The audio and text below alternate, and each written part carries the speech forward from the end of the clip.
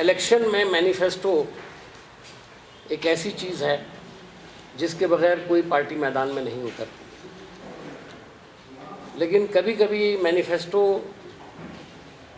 एक ऐसा डॉक्यूमेंट बन जाता है जो आने वाले वक्त में एक मिसाल बनता है। कांग्रेस पार्टी का जो ये मैनिफेस्टो आया है, इसको राहुल गांधी जी ने वॉइस ऑफ द पीपल का नाम दिया, जन आवाज़। उन्होंने कहा है कि ये हमारे मन की बात नहीं है, बल्कि ये आवाम के मन की बात है। कुछ लोग हमारे देश में अपने मन की बात करते हैं और चले जाते हैं, लेकिन ये हमने आवाम के मन की जो बात है उसको कागज़ पर उतार कर रखा है और उसको सामने रखते हुए हमने अपना आगे का जो भूमिका है, जो अपना रोल है, वो देश के सामने लाने का काम किया है। हमारे इस मैनिफेस्टो कमेटी में तकरीबन 121 कंसल्टेशंस किए गए थे। हम जब बातचीत करेंगे, जो इस मुख्तलिफ स्टेक होल्डर्स हैं कश्मीर में,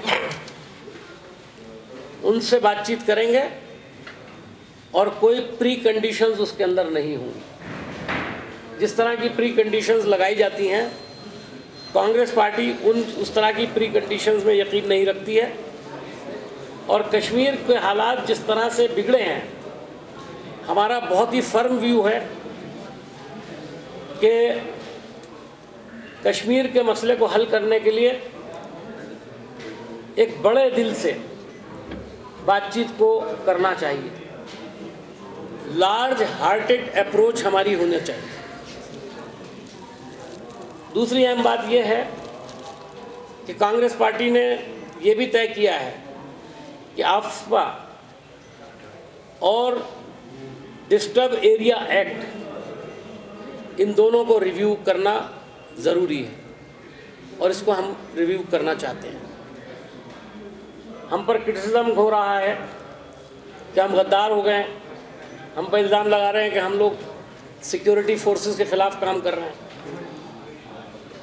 हम लोगों के ज़माने में भी आफ्स्पा था, ये दूसरा एक्ट भी था, लेकिन क्या उसका इस्तेमाल इस बेदर्दी से किया गया जैसा आज शिकायत कश्मीर में आमतौर पर हो रही है?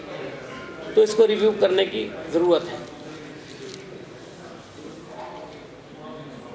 और एक तरफ बीजेपी कहती है कि कश्मीर में आफ्स्पा ख़त्म करके हम देश के ख़िलाफ़ काम कर रहे हैं, और दूसरी तरफ अरुणाचल में अभी 3 डिस्ट्रिक्ट के अंदर आफ्स्पा लगा हुआ था 32 साल से, वो ख़त्म किया गया।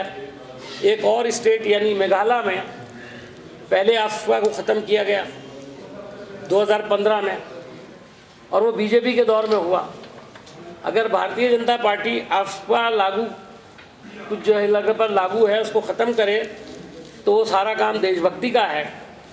अगर हम कहते हैं कि कश्मीर में आफ्स्पा लागू करने को हम सिर्फ रिव्यू करेंगे, हमने अभी ये नहीं कहा कि ख़त्म कर दें, हमने रिव्यू करने की बात कही है, तो हम देशद्रोही हो गए, हम देश से गद्दारी कर रहे हैं।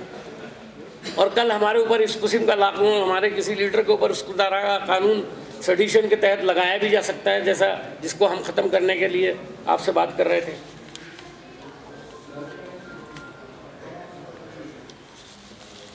एक जो ये हेट क्राइम्स हुए हैं पिछले 5 साल के अंदर, और जिसमें अनगिनत बेगुनाह मासूम लोगों की जान गई है, उसमें सवाल सिर्फ किसी एक कम्युनिटी का नहीं है।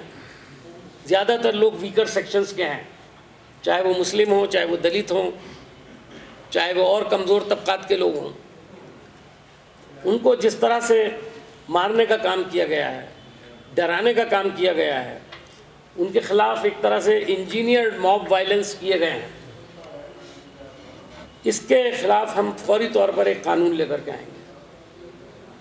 और ताकि ये हेट क्राइम्स जो बढ़ते चले जा रहे हैं और जिसको ख़ास तौर पर अपनी सियासी रोटियां सेकने के लिए इस्तेमाल किया जा रहा है, इसको इमीडिएटली जो है उस कानून के ज़रिए ख़त्म करने का हम काम करें।